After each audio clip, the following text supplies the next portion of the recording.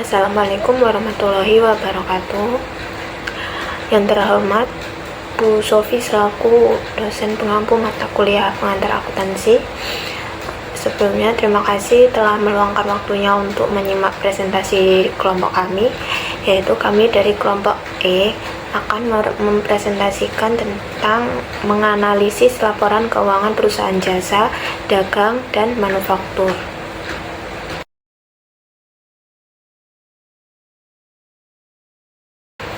Nah, sebelum itu kami akan memperkenalkan anggota kelompok kami terlebih dahulu. Yang pertama yaitu Randy Arif Dwi Laksono dengan akhir NPM 296, Salwa Nurma Salivia dengan akhir NPM 311, Yuli Setiawati dengan akhir NPM 313, dan Jelita Dwi Anggraini dengan akhir NPM 050. Materi yang pertama yaitu laporan keuangan. Nah, laporan keuangan ini tuh merupakan bagian dari proses pelaporan. Nah, laporan keuangan adalah dokumen yang menyajikan informasi tentang kondisi keuangan suatu perusahaan atau organisasi dalam periode tertentu. Nah, laporan keuangan ini tuh bertujuan untuk memberikan gambaran yang jelas dan rinci mengenai posisi keuangan, kinerja keuangan, serta arus kas perusahaan. Nah, fungsi laporan keuangan ini ada 4. Yang pertama yaitu menilai kinerja keuangan, yang kedua yaitu membantu pengambilan keputusan, yang ketiga yaitu memenuhi kewajiban pelaporan, dan yang terakhir yang keempat yaitu membantu evaluasi dan perencanaan keuangan.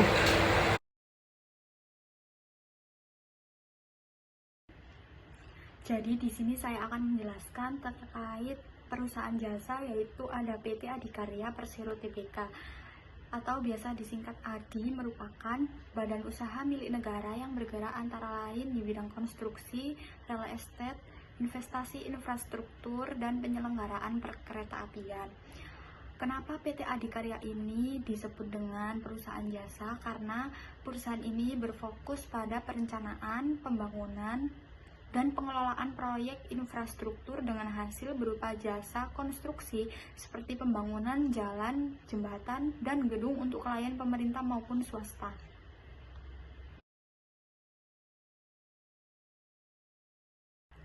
Nah, yang selanjutnya yaitu ada laporan keuangan PT Adikarya, di mana kita tinjau dari perspektif di laporan laba rugi. Untuk laporan laba rugi biasanya kan komponen utama adalah pendapatan, kemudian ada beban-beban dan juga laba. Di sini dituliskan dalam laporan keuangan PT Adikarya untuk laporan laba ruginya yaitu ada akun pendapatan usaha, kemudian ada beban pokok pendapatan dikarenakan akun beban itu mengurangi, jadi dituliskan atau nominalnya dituliskan dicatat sebagai tanda kurung atau dalam artian mengurangi. Kemudian dijumlah dan mendapatkan akun laba bruto.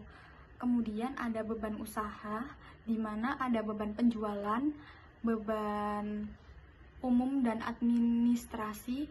Kemudian karena beban-beban ini ditotal dan menghasilkan jumlah beban usaha.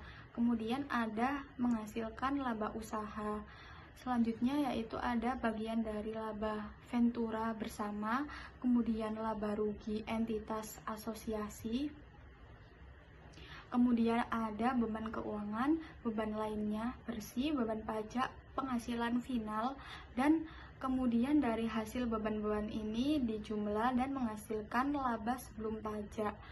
Selanjutnya ada akun beban pajak penghasilan. Di sini dicatatkan ada beban pajak gini, beban pajak tangguhan, kemudian dijumlah menjadi jumlah beban pajak penghasilan bersih. Jadi ini totalnya tercantum pada laporan keuangan laba rugi PT Adikarya. Selanjutnya ada laba tahun berjalan.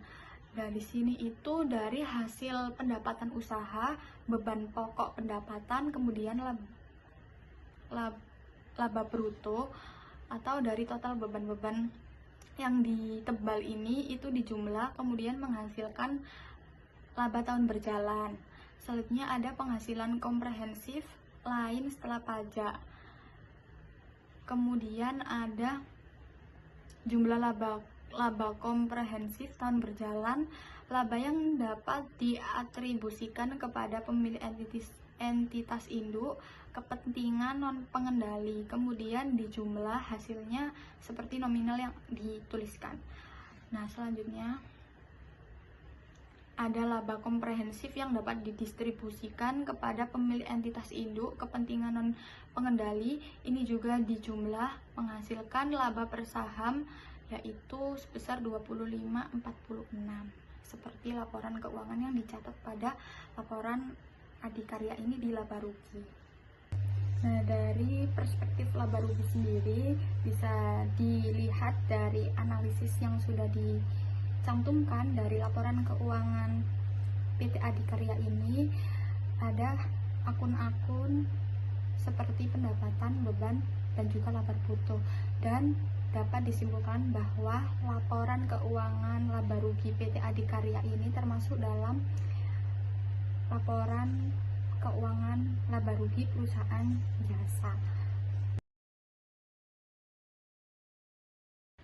Nah, yang selanjutnya saya akan menjelaskan terkait laporan keuangan PT Adikarya dalam perspektif laporan posisi keuangan. Jadi untuk laporan posisi keuangan itu komponen utamanya kan biasanya ada 3, yaitu ada aset, liabilitas, dan juga ekuitas. Nah, kita lihat apakah analisis dari laporan PT Adikarya ini sudah sesuai.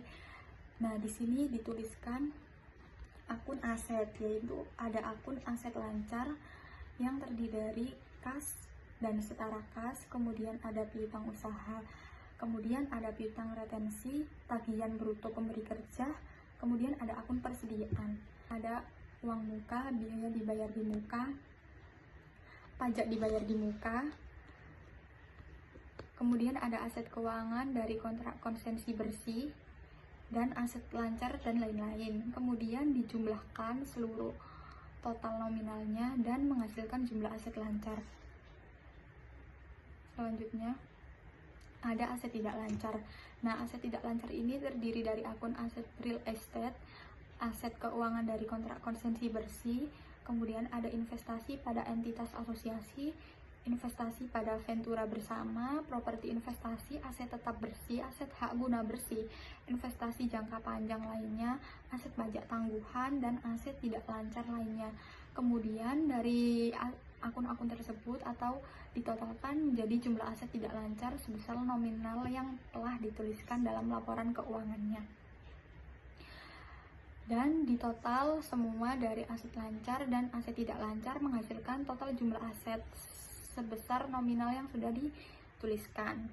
Selanjutnya yaitu pada liabilitas. Nah, di liabilitas ini pada laporan keuangan PT Adikarya dicatatkan ada liabilitas jangka pendek yang terdiri dari akun utang bank dan lembaga keuangan lainnya, kemudian utang usaha, utang bruto subkontraktor, kemudian ada utang pajak, uang muka pemberi kerja, pendapatan diterima di muka, beban akrual, uang revensi, kemudian ada utang bank dan lembaga keuangan lainnya, kemudian ada utang obligasi, liabilitas jangka pendek lainnya, liabilitas imbalan kerja. Dari total ini kemudian dijumlahkan menghasilkan jumlah liabilitas jangka pendek dengan nominal yang sudah dituliskan di laporan keuangan. Selanjutnya yaitu ada liabilitas jangka panjang. Nah, di laporan keuangan ini dituliskan ada akun utang revensi, utang muka pemberi kerja, utang bank dan lembaga keuangan lainnya, kemudian utang obligasi, kemudian ada suku, liabilitas imbalan kerja, liabilitas pajak tangguhan, liabilitas jangka panjang lainnya. Kemudian dijumlahkan dan menghasilkan jumlah liabilitas jangka panjang yang nominalnya yang sudah dituliskan tercantum dalam laporan keuangannya. Kemudian ada ekuitas. Nah, di laporan keuangan ini dicatatkan ekuitas yang dapat didistribusikan kepada pemilik entitas induk. Kemudian ada modal saham atau nilai nominal. Kemudian ada tambahan modal disetor, selisih transaksi dengan pihak non-pengendali, ada saldo laba, kemudian komponen ekuitas lainnya, dan surplus revaluasi tanah ekuitas yang dapat didistribusikan kepada pemilik entitas induk. Nah, kemudian di total menjadi hasil jumlah ekuitas sebesar nominal yang sudah ada dicatatkan. Kemudian di total dari jumlah liabilitas dan juga ekuitas, yaitu menghasilkan nominal yang sudah dicatatkan pada laporan keuangan PT Adikarya.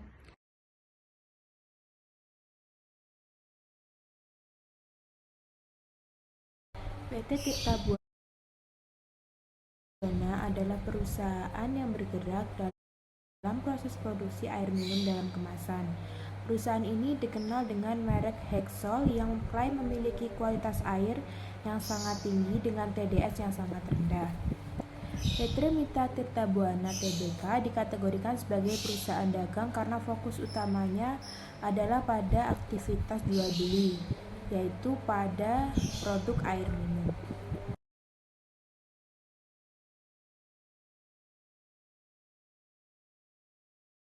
Selanjutnya adalah laporan laba rugi PT Mitra Tirta Buana Tbk. Nah, untuk laporan laba rugi perusahaan dagang sendiri kan ada pendapatan dan beban, dan di PT Mitra Tirta Buana Tbk ini kita cek apakah ada pendapatan dan beban di dalamnya. Akun pada PT Mitra Tirta Buana Tbk ini ada pendapatan usaha, beban pokok penjualan, beban administrasi dan umum, dan juga ada beban pajak.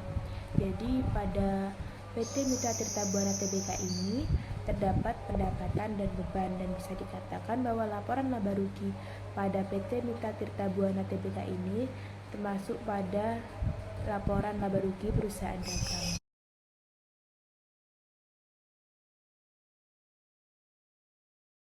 Selanjutnya ada laporan posisi keuangan pada PT Mitra Tirta Buana Tbk. Nah, untuk laporan posisi keuangan sendiri kan ada aset, ekuitas, dan liabilitas. Di sini pada PT Mitra Tirta Buana Tbk, untuk asetnya ada dua, yaitu aset lancar dan aset tidak lancar. Untuk aset lancarnya ada kas dan bank, piutang usaha neto pihak ketiga, ada piutang lain-lain, ada persediaan neto, ada pajak dibayar di muka, uang muka, dan biaya dibayar di muka.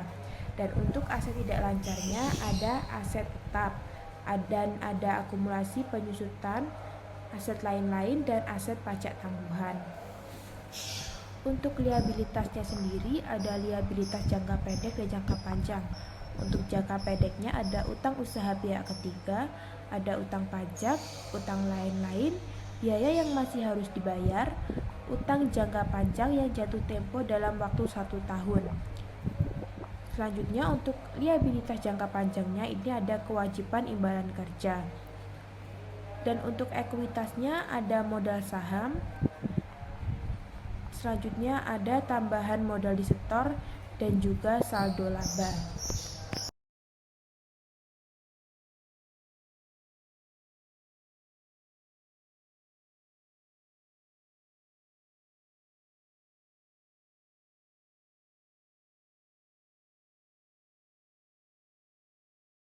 Baik, selanjutnya saya akan presentasikan tentang perusahaan manufaktur.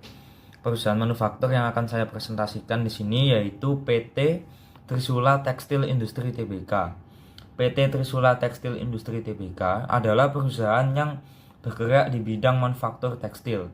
Perusahaan ini berfokus pada produksi dan perdagangan berbagai produk tekstil, termasuk kain untuk pakaian, seragam, dan kebutuhan industri lainnya.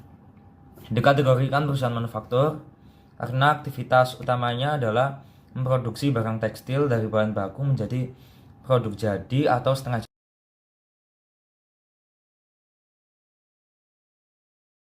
Di sini ada laporan laba rugi PT Trisula Tekstil Industri Tbk dan entitas anaknya, dan penghasilan komprehensif lain consolidation untuk tahun-tahun yang berakhir pada tanggal 31 Desember tahun 2023 dan 2022.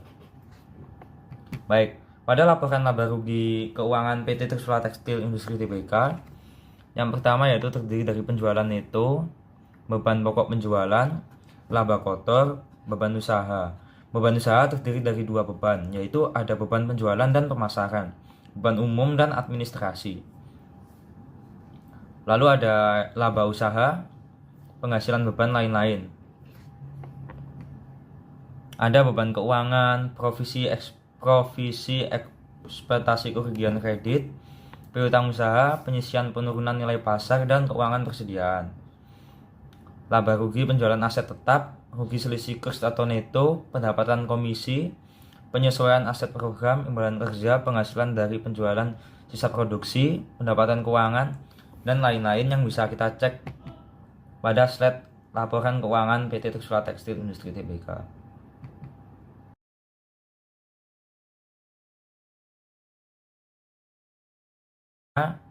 Pada slide berikutnya adalah laporan posisi keuangan PT Trisula Tekstil Industri Tbk, yaitu terdiri dari aset lancar dan aset tidak lancar, liabilitas dan ekuitas, liabilitas dan liabilitas jangka pendek, jumlah liabilitas jangka pendek, liabilitas jangka panjang, jumlah liabilitas jangka panjang, dan jumlah liabilitas.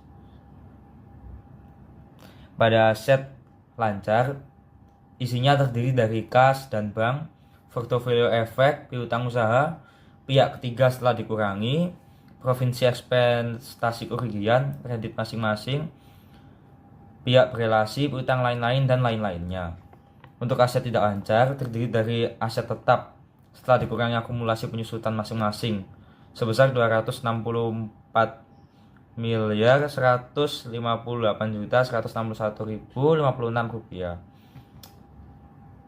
Untuk akun liabilitas dan ekuitas, untuk akun liabilitas jangka pendek terdiri dari pinjaman bank jangka pendek, utang usaha, pihak ketiga, pihak berelasi, utang lain-lain, pihak ketiga, dan lainnya. Untuk liabilitas jangka panjang terdiri dari liabilitas jangka panjang setelah dikurangi bagian yang jatuh tempo dalam waktu 1 tahun, pinjaman bank, utang pembiayaan konsumen, liabilitas sewa, liabilitas imbalan kerja, dan jumlah liabilitas jangka panjang. Sekian penjelasan dari saya.